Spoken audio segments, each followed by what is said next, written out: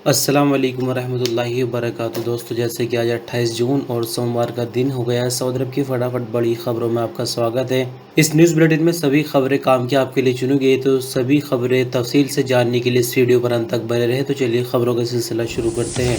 Saudi अरब की ministry of health का कहना है कि सऊदी अरब में वैक्सीनेशन के नए चरण का आगाज़ किया जा रहा है, जिसमें 12 से 18 साल की उम्र को शामिल किया जाएगा।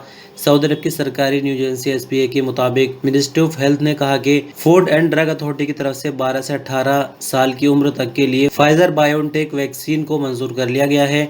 वैक्सीन की मंजूरी से पहले इस उम्र के लिए वैक्सीन के तजुर्बे किए गए, जो पूरी तरह से कामयाब रहे। तजुर्बे में ये बात सामने आई है कि इस उम्र के लिए भी वैक्सीन फायदेमंद साबित होती है।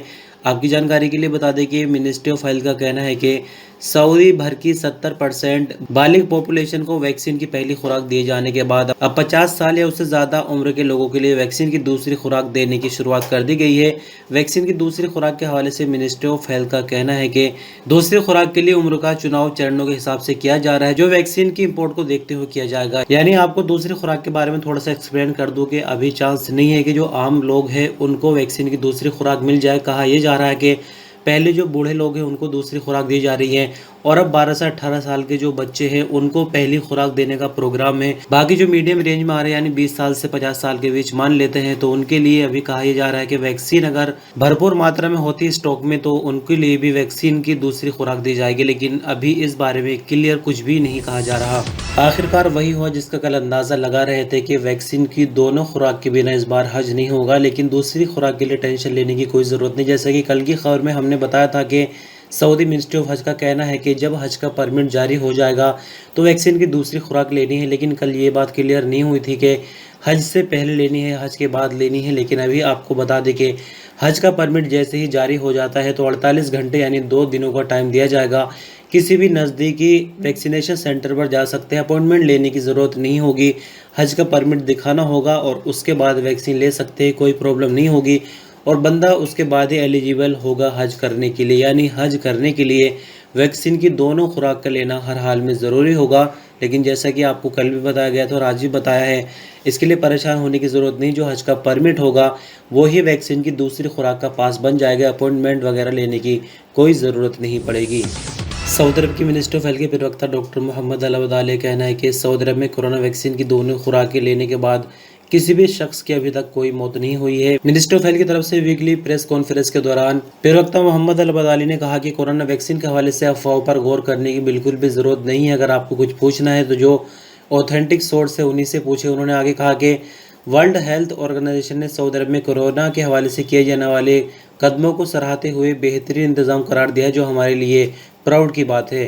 डॉक्टर मोहम्मद अबदाली ने कोरोना से बचाव के लिए बनाए गए एसओपीज पर अमल करने के लिए जोर देते हुए कहा कि जहां एसओपीज पर अमल करना जरूरी है, उसी के साथ साथ वैक्सीन भी बहुत ज़रूरी है।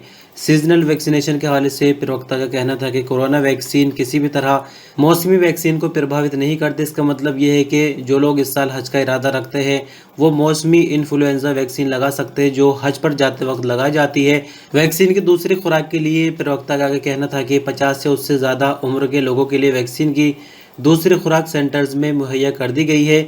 अगर किसी को सेंटर की तरफ से एसएमएस नहीं मिल रहा तो उसे चाहिए कि वो सेहत ऐप के ज़रिए वैक्सीन लगवाने के लिए अपॉइंटमेंट ले।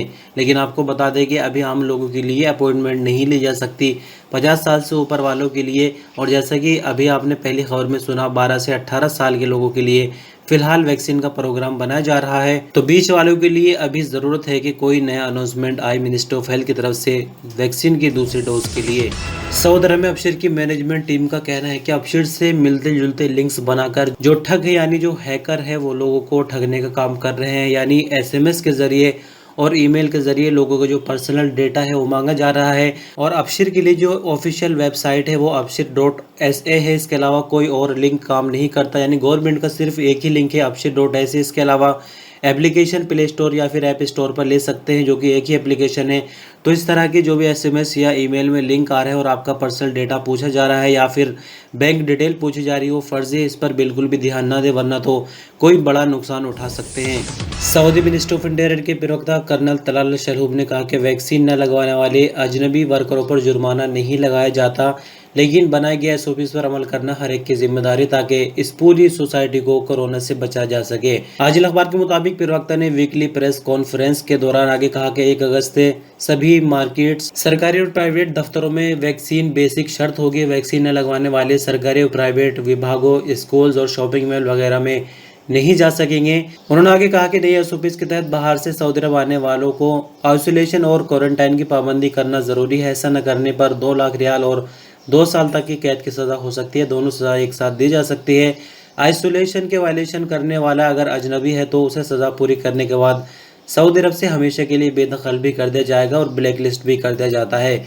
कर्नल अल-शरूफ का कहना था कि सरकारी विभागों की चेकिंग टीमें लगातार सऊदी अरब के सभी रीजन्स में कोरोना SOPs पर अमल कराने के लिए चेकिंग मुहिम चलाए हुए हैं और जहां कहीं कोई वायलेशन देखेंगे, चाहे वो आम आदमी हो या फिर दुकान वगैरह, शॉपिंग मॉल वगैरह हो, सभी पर कार्रवाई की जा रही है। सऊदी अरब में कोविड-19 की नई रिपोर्ट के मुताबिक नए मामले 1218 रिकॉर्ड किए गए, जबकि नई रिकवरी 1252 रही। 15 नई मौत के बाद कुल मरने वालों की तादाद बढ़कर 7775 हो जाती है। 11,190 फिलहाल तक एक्टिव मामले हैं, जिनमें से 1,440 क्रिटिकल केसेज जो कि हालत नाजुक की वजह से ICU में है। सऊदी भर में अब तक कोरोना के कुल मामले 4,83,221 हो चुके हैं, जबकि कुल रिकवरी की बात करें तो 4,64,256 कुल रिकवरी हुई है। सऊदी अरब में ईद उल अज़हा के करीब आते ही सऊदी शहरी और यहाँ रहने वाले अजनबी जानवरों के बारे में जानकारी कर रहे हैं। जानवरों के कारोबार के जानकार सलमा नजीद ने इस हवाले से सवालों के जवाब दिए हैं। रोताना खलीजिया चैनल के प्रोग्राम में उन्होंने कहा कि ईद उल अज़हा पर कई तरह के बकरों के अलग अलग कीमतें होंगी। उम्मीद यह है कि इस बार अलनईमी बकरे की औसत कीमत 1500 से 2000 रियाल होगी।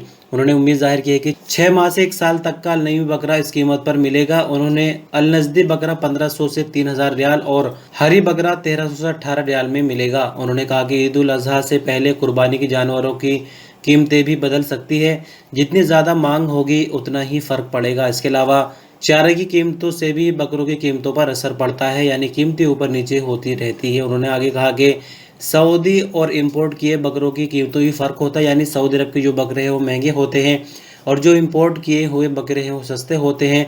एक फ़र्क ये भी है कि इंपोर्ट किए गए बकरे सौदे के 40 दिन बाद सऊदी अरब पहुँचते हैं और 2 हफ्ते तक उन्हें क्वारंटाइन में रखा जाता है, फिर उन्हें खिलाया पिलाया जाता है। इस तरह इंपोर्ट किए गए बकरों की कीमत लोकल यानी सऊदी के बकरों के करीब तक पहुँच जाती है।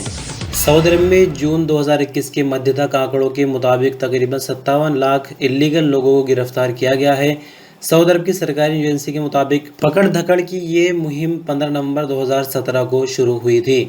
इस मुहिम के दौरान 16 जून 2021 तक 56,51,619 लोगों को गिरफ्तार किया गया है, जिनमें इकामा की कानून को वायलेट करने वालों की तादाद 43,23,083 है। इसके अलावा जो लेबर लॉ है उसको वायलेट करने वालों की तादाद 8,03,186, जबकि सरहद पार यानी घुसपैठियों की तादाद 5,25,350 है। इसके अलावा आपको बता दें कि जो इल्लीगल अजनबी होते यानी जो भाग जाता अपने कफीलों के पास से, और घुसपैठी वगैरह होते यानी इल्लीगल लोगों को पनाह देने वाले सऊदियों को भी गिरफ्तार किया गया है, जो अपनी गाड़ी में बिठाकर दूसरी जगह बंदों को ट्रांसफ़र करते हैं यानी ट्रांसपोर्टेशन की सुविधा देते हैं।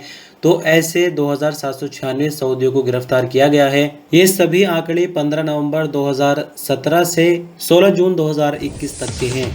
इस खबर में कोई ख़ास जानकारी तो आपको नहीं मिलेगी, लेकिन कुछ अजीब जानकारी है। हो सकता है कि आपको भी हैरत हो और कुछ नया जानने को मिले कि सऊदी अरब में ऐसा भी होता है। दरअसल आपको बता दें कि सऊदी अरब में निकाह कराने वाले डॉक्टर उमर हजाजी का कहना है कि कुछ निकाहों में ऐसी घटनाएं सामने आती है जो हमेशा याद बनकर रह जाती है। अखबार 24 से बात करते हुए डॉक्टर हजाजी ने कहा कि एक निकाह के प्रोग्राम में जब महर लिखने का मामला सामने आया तो दोनों पक्षों के बीच में वाद विवाद हो गया।